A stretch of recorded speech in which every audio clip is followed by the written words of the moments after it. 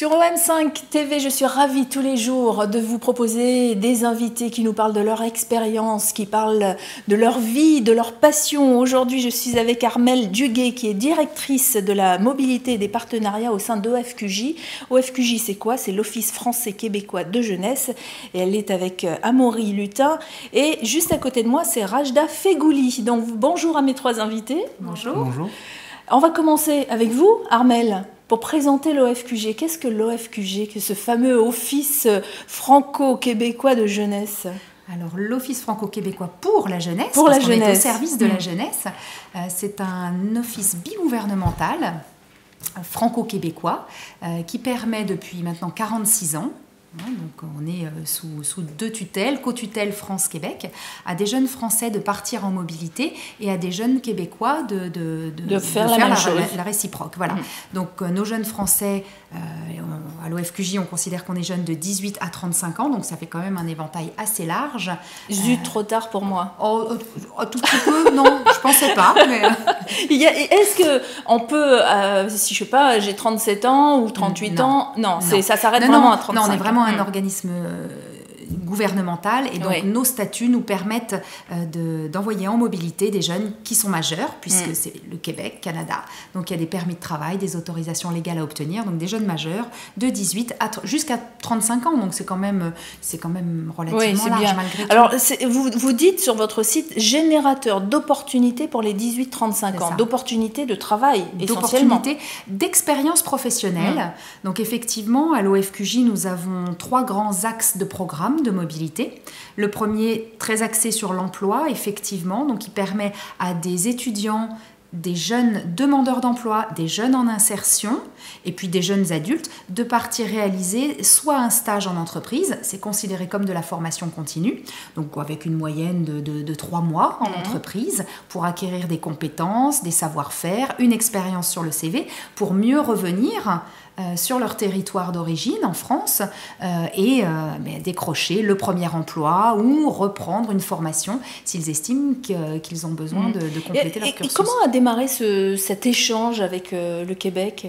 Alors ça remonte à 1968, après le voyage du général de Gaulle au Québec, où là, effectivement, il a eu une pensée assez visionnaire en se disant, mais finalement, le Québec pour la France et la France, il y a un lien naturel, c'est la langue commune, mais en même temps, ce sont 2 cultures très différentes, nord-américaines et européennes, et par le biais de la jeunesse, par le biais de ces échanges, de cette consolidation, construction de réseau, on peut permettre à nos jeunes Français d'avoir une porte d'entrée sur l'Amérique du Nord, plus facile. Et puis pour le Québec, la France, c'est aussi la porte d'entrée vers l'Europe. Donc cette jeunesse, après une première mobilité, elle garde des liens. Et tout au long de leur vie, dans leur parcours professionnel et personnel, les contacts perdurent quoi qu'il arrive, quoi qu'on dise. Oui, le réseau est toujours présent. Le réseau reste là, c'est une expérience marquante. Est-ce qu'il arrive que des jeunes Québécois qui viennent en métropole ne veulent plus retourner au Québec, ils veulent rester ici et vice-versa? Oui, ça arrive. Et alors, ils ont le droit dans ce programme-là? Alors, c'est pas qu'ils ont le droit ou ils n'ont pas le droit. C'est qu'avec l'OFQJ, c'est une expérience temporaire.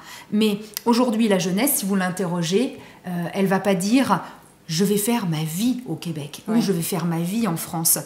Ils vont faire des stages, 3 mois en moyenne, mais ça peut être aussi des emplois temporaires, jusqu'à 1 an, 18 mois, 24 mois l'année prochaine, puisqu'on nous a appris que les permis jeunes professionnels et permis vacances-travail pourraient aller jusqu'à 24 mois.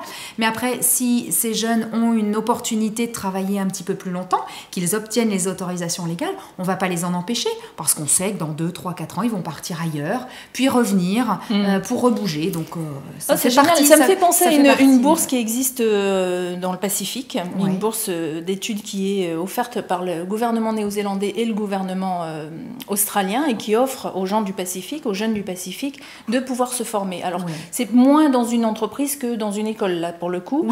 Mais ensuite, par contre, sur ce type de contrat, à la fin des études, ils sont obligés de rentrer. C'était d'où ma question, pour savoir si effectivement quelqu'un qui se plairait au Québec aurait envie de rester. Alors à côté de moi, c'est Rajda qui est là. Vous êtes de quelle origine? Moi, je suis d'origine algérienne, syrienne. Et comment vous avez entendu parler de ce programme? En fait, c'est grâce à la mission locale qui m'a fait connaître l'OFQJ, puisque j'ai fait un stage d'1 mois à Montréal. Et c'est vrai que l'OFQJ nous a permis du coup d'obtenir les visas plus rapidement, le voyage.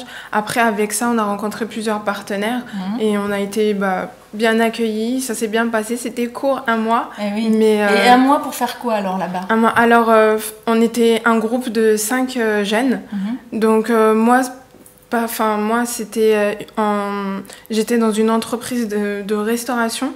Donc, je m'occupais de la gestion de l'établissement, la comptabilité et la vente. Ah oui. Voilà. Donc, en fait, c'était 1 mois qui était divisé en 2. Et donc, j'ai changé de... Et alors, comment ça se passe? Tu postules? Il y a une sorte d'examen d'entrée pour pouvoir participer au programme? Non, en fait, c'était une sélection. En fait, j'ai connu... c'était une sélection qui était faite par la mission locale, donc dans le 91, là où j'habite, et qui proposait, en fait, de faire un stage dans mon domaine. Du coup, c'était hôtellerie et restauration. Pour certains, c'était l'hôtellerie. Pour moi, c'était la restauration. Et donc, on a passé des entretiens. On a été choisis, sélectionnés. On était 5. Et après... Et au départ, les 5 sélectionnés, au départ, vous étiez combien? On devait être plusieurs, en fait. On devait être au moins une vingtaine facile parce que...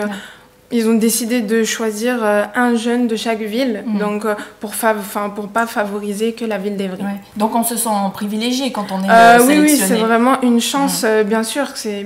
Après, c'est vrai que prochainement, il y en aura peut-être sûrement d'autres par le biais de l'OFQJ, Canada Mode d'Emploi, ou même les missions locales qui vont avoir la chance, du coup, faire ce que j'ai pu faire avec les 5 autres jeunes. Et qu'est-ce que ça t'a apporté en termes d'expérience? Parce que la restauration, c'est un domaine dans lequel tu travailles aujourd'hui? Non, pas du tout. En fait, c'était vraiment à la découverte. D'accord. C'était vraiment à la découverte. J'étais plus dans l'administration, la comptabilité. Mais donc, j'ai pu découvrir ce domaine-là. J'ai appris de nouvelles méthodes, en fait, que forcément, par exemple, les tips, etc., ça n'existe pas ici en France, alors que là-bas, c'est avantageux, du moins, pour les employés. Et les tips, ce sont les pourboires. C'est les pourboires, c'est ça exactement, c'est les pourboires. Ça marche mieux, les pourboires au Québec, qu'ici? Du moins, j'ai découvert ça là-bas, en fait. Donc, c'est quelque chose peut-être de plus naturel là-bas. C'est ça, exactement. Voilà. Ici, on rechigne un petit peu pour les... Voilà. Donc, tu as découvert une autre culture, une nouvelle culture. Une nouvelle culture. J'ai même découvert Montréal. Après, c'est vrai qu'on avait... notre groupe avait la chance d'avoir des cours d'anglais. Donc, par le biais d'un partenaire donc de l'OFQJ et de la mission locale. C'était Canada Mode d'Emploi qui nous avait accueillis. On avait des cours d'anglais toutes les semaines. Et ça nous permettait, une très belle expérience. Non, franchement, une très belle expérience, que ce soit au niveau personnel ou professionnel. Oui. Alors, est-ce que Rajda pourrait bénéficier, une fois qu'elle en a eu un, d'un autre programme de mobilité? Imaginons qu'elle ait envie, elle est partie pour une découverte dans le domaine de la restauration et elle se dit je veux aller plus loin. Oui. Est-ce qu'elle peut? Oui, effectivement. Alors, on fait très attention parce que chaque année, donc, on a à peu près 2500 jeunes Français qui partent et autant de Québécois qui viennent.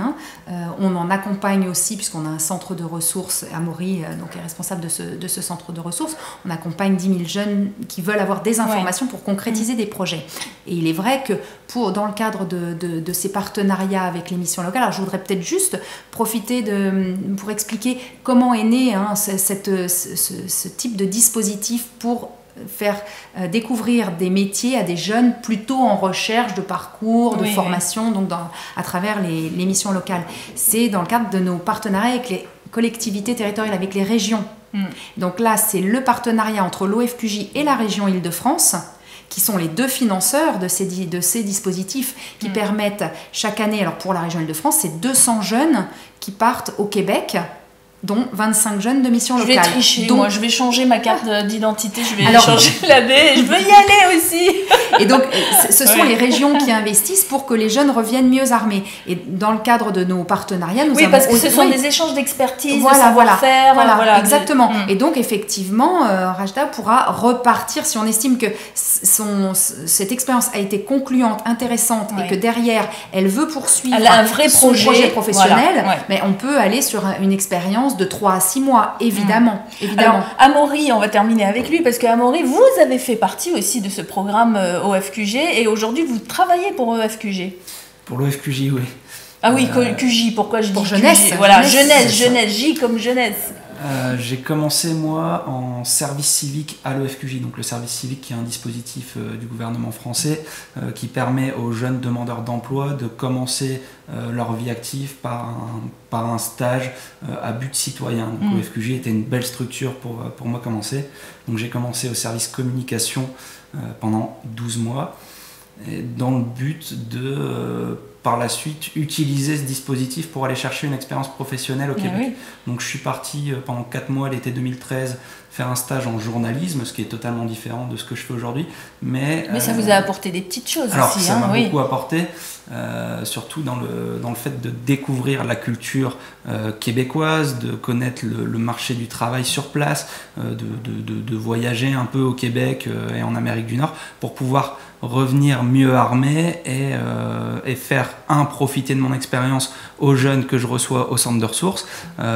Mais vous aviez déjà ce plan-là de revenir postuler à OFQJ ? Non, ça s'est fait. C'était pas calé, c'était vraiment mon parcours s'est calé naturellement, mais tout a commencé, je faisais un emploi alimentaire, puis j'ai tapé échange franco-québécois dans Google parce que j'avais envie de partir au Québec, parce que j'avais entendu parler du Québec beaucoup, et c'est là que je suis tombé sur cette offre de service civique qui correspondait à mon domaine de formation, et puis après tout s'est enchaîné assez naturellement. Mais, bon, par contre, ce qui est sympa, c'est que comme vous avez fait partie du programme, quand vous postulez à OFQJ après, c'est plus facile peut-être. Ça a peut-être joué en ma faveur.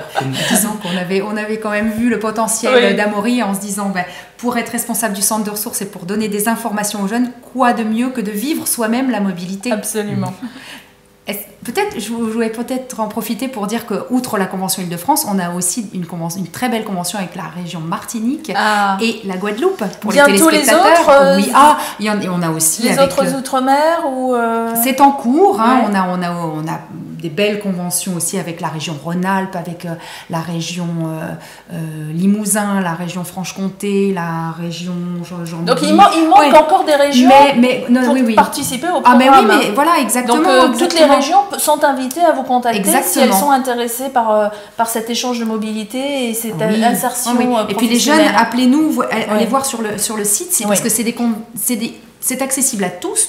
À toute période de l'année ? À toute période de l'année. Mais effectivement, quand il y a des conventions avec les régions, il y a une aide supplémentaire. Voilà. Mais tous les jeunes ont accès à nos programmes de mobilité, qui est convention ou non. De 18 à 35 ans, on le rappelle. Donc le site web www.ofqj.org, la page Facebook, elle existe aussi, c'est Office franco-québécois pour la jeunesse, entre parenthèses OFQJ en France. Et là, vous aurez toutes les informations dont vous avez besoin, celles qu'on n'a pas dites peut-être. Mais en tout cas, si vous voulez creuser la question, allez-y. Le site, la page Facebook vous attendent. Merci à tous les trois. Merci beaucoup.